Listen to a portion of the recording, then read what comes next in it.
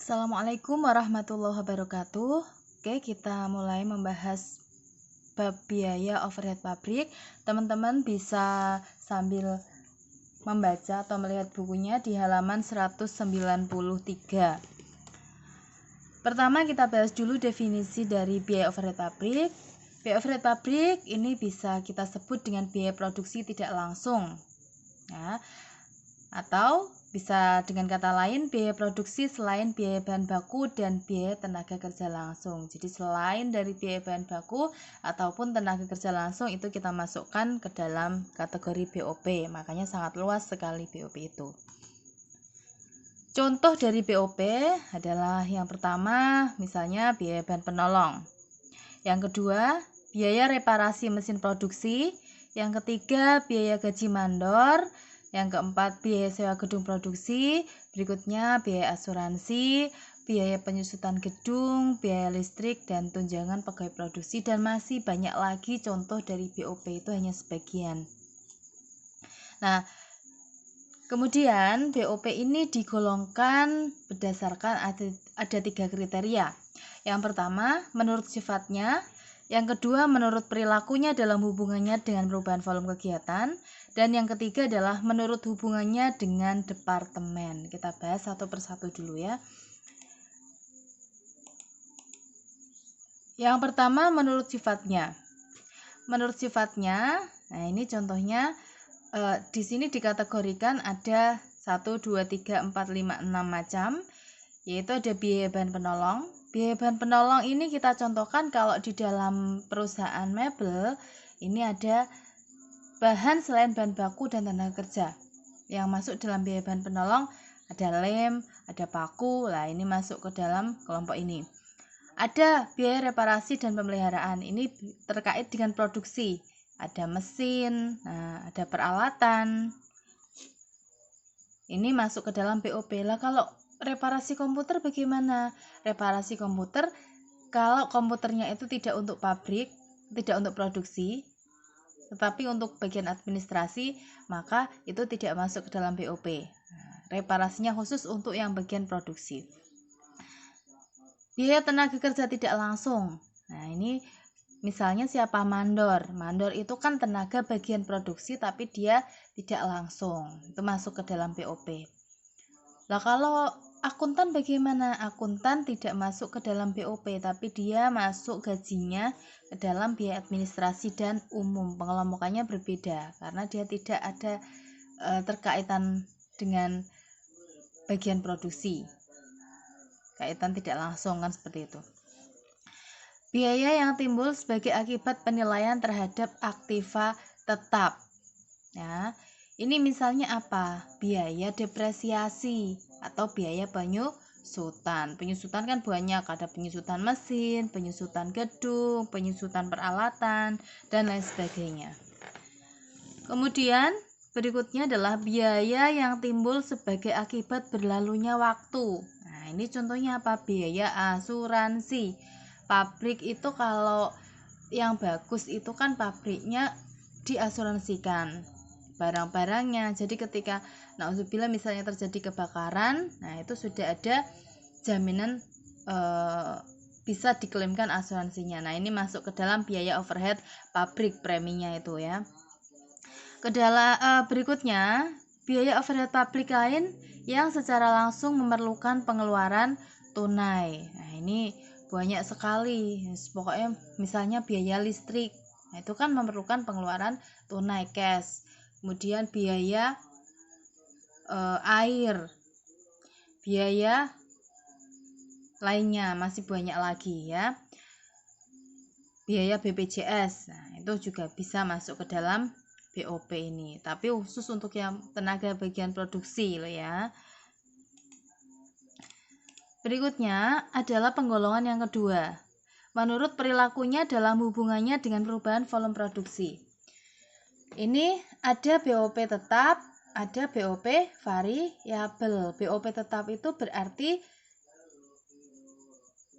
sifatnya tetap. Berapapun jumlah yang diproduksi, biayanya tetap. Misalnya seperti apa? Misalnya biaya asuransi. Berapapun jumlah unit yang diproduksi, premi asuransi yang dibayarkan setiap bulan karena sudah sesuai kesepakatan maka tetap. Apalagi biaya sewa, ini juga masuk ke dalam BOP tetap. BOP variabel ini mengikuti jumlah unit yang diproduksi. Jadi berubahnya mengikuti jumlah unitnya. Semakin banyak jumlah yang diproduksi, maka BOP-nya akan semakin meningkat. Contohnya apa? Biaya bahan penolong. Semakin banyak kursi yang dihasilkan, maka biaya bahan penolongnya juga akan semakin naik. Nah, ini masuk ke dalam BOP variabel. Untuk keperluan penentuan tarif biaya semi variabel dipecah menjadi dua unsur, yaitu biaya tetap dan biaya variabel. Nah, ini di tengah-tengahnya bisa dipecahkan lagi antara tetap dan variabel, ada semi variabel. Ini misalnya ada biaya listrik. Nah, listrik itu kan ada tarif dasarnya, tapi juga ada yang tingkat kenaikannya berubah-ubah. Nah, kan seperti itu. Yang ketiga adalah menurut hubungannya dengan departemen. Nah, ini ada BOP langsung dan BOP yang tidak langsung departemen. BOP pabrik, biaya overhead pabrik langsung departemen merupakan biaya yang terjadi dalam departemen tertentu dan manfaatnya hanya dinikmati oleh departemen tersebut. Nah, hanya dinikmati oleh satu departemen saja. Contohnya biaya gaji mandor. Mandor itu kan kalau sudah mengurusi di bagian departemen A, apakah dia juga ikut mengurusi departemen B? Kan tidak, ada klasternya masing-masing ya. Ini khusus di kelompok ini khusus di kelompok ini. Jadi tidak bisa dinikmati departemen lainnya. Ini termasuk BOP langsung. BOP yang tidak langsung departemen adalah biaya overhead pabrik yang dinikmati oleh lebih dari satu departemen. Jadi dia biayanya itu dinikmati secara berjamaah. Contohnya biaya depresiasi dari mesin. Berarti kan mesinnya itu karena mesinnya dipakai keseluruhan, atau peralatannya, atau misalnya mesinnya hanya untuk satu departemen, berarti yaitu departemen. Tapi kalau gedung, nah biaya depresiasi gedung itu bisa masuk ke dalam BOP tidak langsung karena gedung secara keseluruhan itu kan dipakai bersama-sama gitu. Next, penghitungan BOP ini ada dua macam. Yang pertama, BOP yang dibebankan di muka, atau kita sering menyebutnya dengan BOP dibebankan. Yang kedua, BOP aktual, atau kita sebut dengan BOP sesungguhnya. Nah, itu secara garis besarnya seperti itu. Nah, penentuan tarif BOP ini untuk yang dibebankan di muka, karena tarif itu berarti dibebankan di muka. Alasan pembebanan BOP kepada produk atas dasar tarif yang ditentukan di muka. Yang pertama, perubahan tingkat kegiatan produksi dari bulan ke bulan. Yang kedua, adanya perubahan tingkat efisiensi produksi. Yang ketiga, adanya BOP yang terjadi secara sporadik, menyebar tidak merata selama jangka waktu setahun. BOP tertentu sering terjadi secara teratur pada waktu-waktu tertentu. Nah, karena ada beberapa sebab 1, 2, 3, 4, 5 hal ini, maka kalau diterapkan tidak menggunakan tarif itu dampaknya nanti susah untuk penentuan BOP-nya, maka bisa digunakan BOP dibebankan di muka. Dalam perusahaan yang menghitung harga pokok produksinya dengan menggunakan metode harga pokok pesanan, nah, manajemen ini memerlukan informasi harga pokok produksi per satuan pada saat pesanan selesai dikerjakan. Padahal ada elemen BOP yang baru dapat diketahui jumlahnya pada akhir bulan. Misalnya apa? Biaya listrik. Biaya listrik dalam 1 bulan itu kan biasanya diketahui pada awal bulan berikutnya atau akhir ya.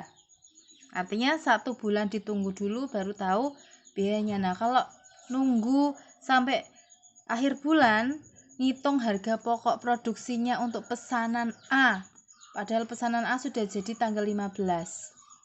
Ya, nunggu nanti tanggal 1 bulan berikutnya.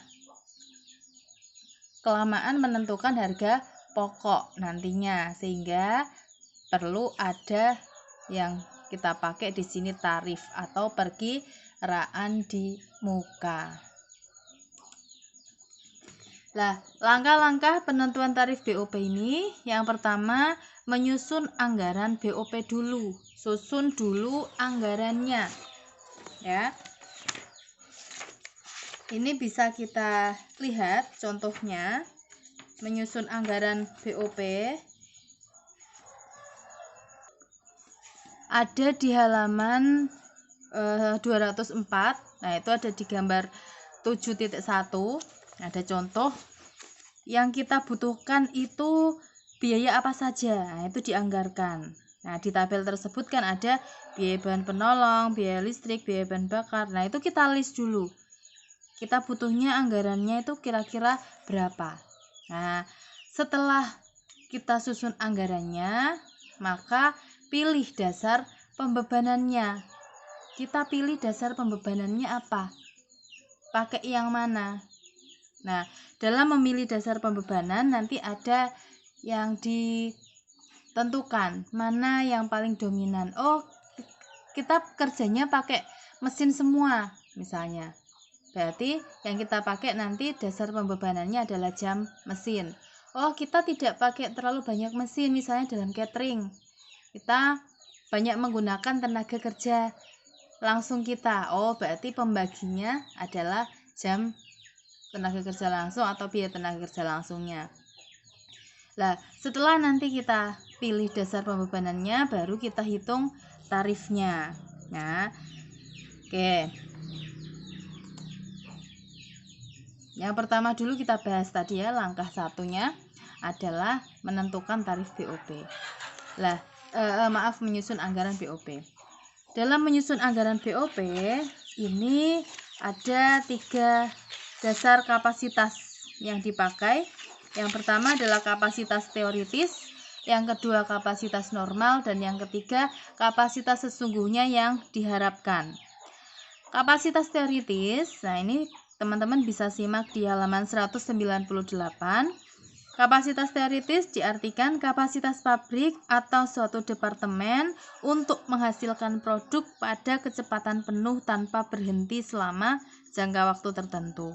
Jadi seolah-olah itu kesempurnaan dari kapasitas. Nah, sesuai teori ini pabrik kerjanya 3 kali 8 jam, 24 jam penuh, mesinnya hidup terus. Nah, itu asumsinya berarti nanti hasil dari produksinya bisa dalam 1 bulan menghasilkan 2 juta unit.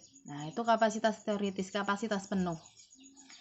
Yang kedua adalah mempertimbangkan dari kapasitas normal. Kapasitas normal itu merupakan kemampuan perusahaan untuk memproduksi dan menjual produknya dalam jangka panjang. Nah, ini dalam jangka panjang ini pasti ada plus minusnya.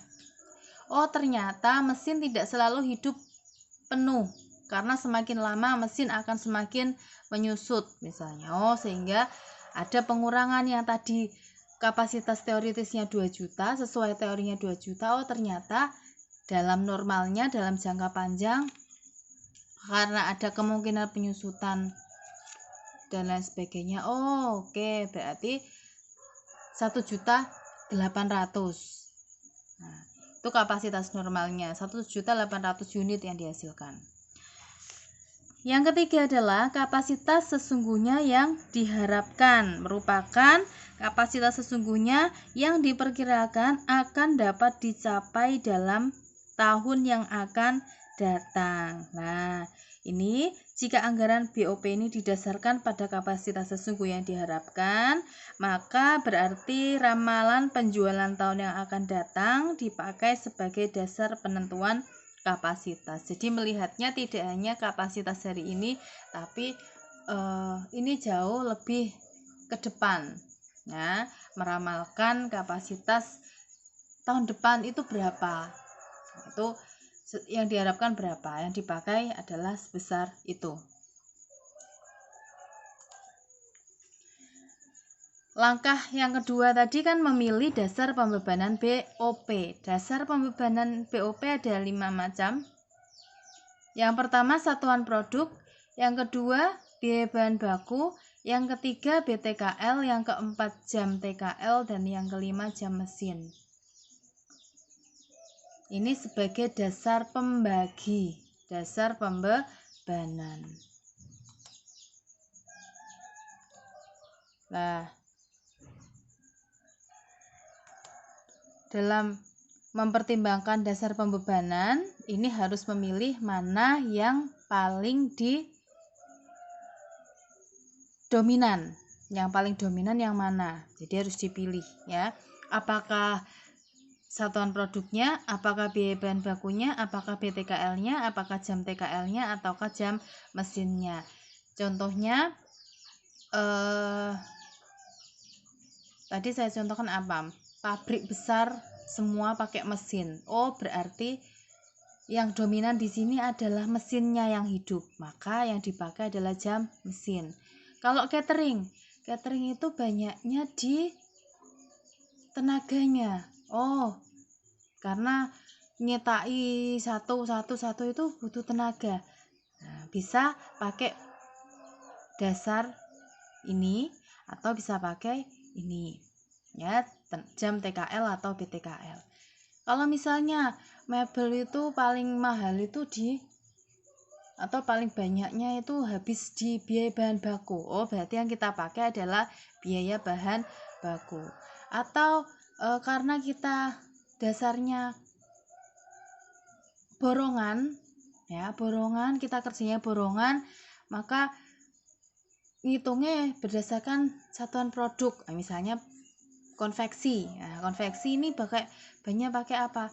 Borongan. Oh, sehingga dipakai satuan produk. Nah, masing-masing perusahaan penerapannya akan berbeda dasar pembebanannya melihat dari kondisi masing-masing.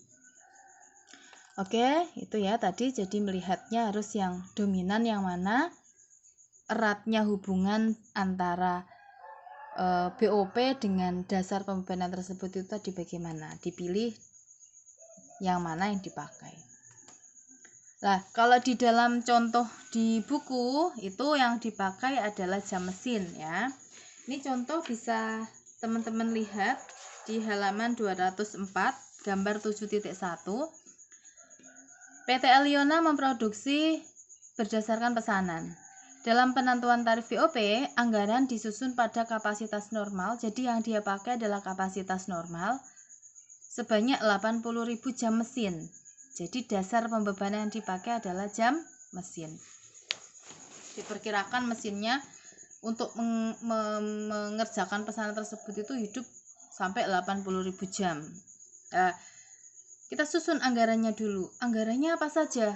Oh, ada biaya bahan penolong, biaya listrik, biaya bahan bakar, BTK tidak langsung, biaya tenaga kerja tidak langsung yang tetap.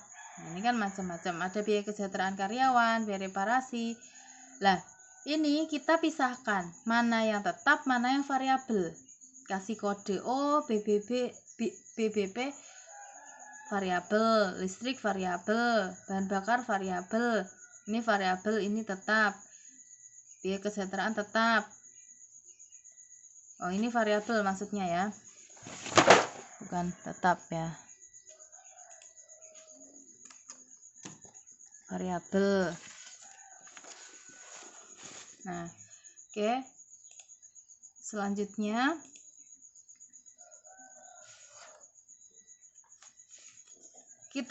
setelah kita klasifikasikan mana yang variabel, mana yang tetap, maka kita jumlahkan juga. Yang variabel jumlahnya berapa? Oh, 5.800.000, yang tetap 5.400.000, sehingga jumlah totalnya variabel maupun tetap adalah 11.200.000. Lalu bagaimana penghitungan tarif BOP-nya? Kita hitung ya sesuai langkah tadi. Pembebanan BOP kepada produk atas dasar tarif ini ada dua macam, full costing dan variable costing. Yang full costing itu artinya keseluruhan BOP, baik BOP tetap maupun BOP variabel ini diperhitungkan. Nah, hasil dari contoh tersebut adalah jika menggunakan full costing, maka jumlah total anggaran BOP dibagi dasar pembebanannya. Jumlah totalnya tadi berapa? 11.200.000 dibagi 80.000 jam mesin sesuai dengan yang ada di contoh tadi. Maka ketemu per jam mesinnya tarifnya adalah 140. Jadi BOP-nya setiap 1 jam mesin hidup maka membutuhkan BOP 140. Nah, kalau pakai variable costing, ya berarti yang diperhitungkan hanya yang BOP variabel saja. Maka dari contoh tersebut adalah khusus jumlah BOP yang variabel berapa dibagi dasar pembebanannya tadi. 5.800.000 dibagi 80.000 jam mesin. Sehingga kalau pakai variable costing, tarif BOP-nya hanya 72,5 per jam.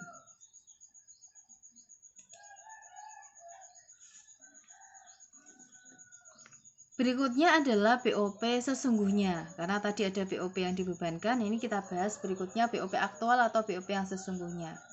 Yaitu jumlah biaya yang tidak langsung yang benar-benar terjadi, yang real memang terjadi. Kalau tadi kan perkiraan tarif, nah yang ini yang real. Tujuan dasar dari akumulasi overhead pabrik adalah untuk menyediakan informasi untuk pengendalian. Jadi lah tadi sudah dipakai tarif, ngapain dadak direkap lagi di belakangnya realnya berapa ya, karena untuk pengendalian. Kalau kita ada peta tapi nggak ada pelaksanaannya kan nggak tahu peta ini benar apa tidak. Ada untuk pengendaliannya gitu ya. Dokumen sumber utama yang digunakan untuk mencatat overhead dalam jurnal adalah voucher pembelian, bukti permintaan bahan baku, kartu jam kerja, dan voucher jurnal umum. Nah, ini contoh penghitungan BOP sesungguhnya. Dalam tahun berjalan, tadi yang direncanakan 80.000 jam mesin, ternyata realnya adalah hidupnya mesin cuma 75.000. Berarti kan ini terjadi efisiensi. Nah, kan begitu. Hanya 75.000 jam mesin.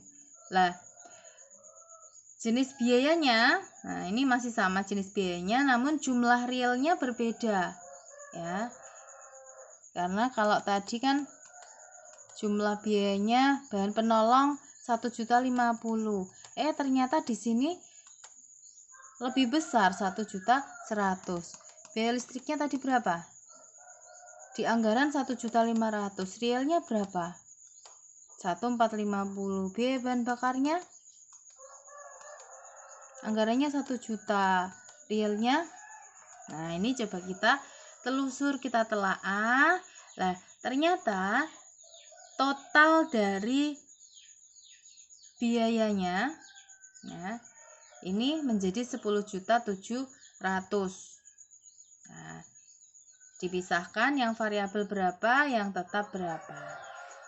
Nah, penghitungan BOP-nya bagaimana? Masih ada dua metode, yaitu full costing dan variable costing. Coba kita terapkan satu-satu. Yang full costing dulu. Untuk full costing tadi bagaimana? Keseluruhan BOP baik tetap maupun variabel diperhitungkan. Maka jurnalnya adalah kita jurnalkan ketika terjadi transaksi tersebut BOP sesungguhnya sebesar 10.700. Dari mana? Dari sini tadi ya. Dari angka tadi total 10.700.000. Kemudian persediaan bahan penolong kita kreditkan, karena logikanya kalau ada biaya bahan penolong maka kreditnya persediaan bahan penolong 1.100.000. Persediaan bahan bakar muncul karena ada biaya bahan bakar. Gaji dan upah, nah ini dapat dari mana? Gaji dan upah ini dapat dari total dari biaya tenaga kerja. Kemudian persediaan suku cadang ini muncul karena ada biaya pemeliharaan. Persokot asuransi muncul karena ada biaya asuransi. Akumulasi depresiasi mesin muncul karena ada biaya depresiasi mesin. Dan kas ini muncul karena ada biaya-biaya yang dibayarkan dengan kas. Ada biaya listrik, biaya kesejahteraan karyawan, biaya reparasi dan pemeliharaan mesin tetap. Pemeliharaan tetap ya. Jadi totalnya 3450. Nah, ini kita jurnal bagaimana yang ada di layar ya.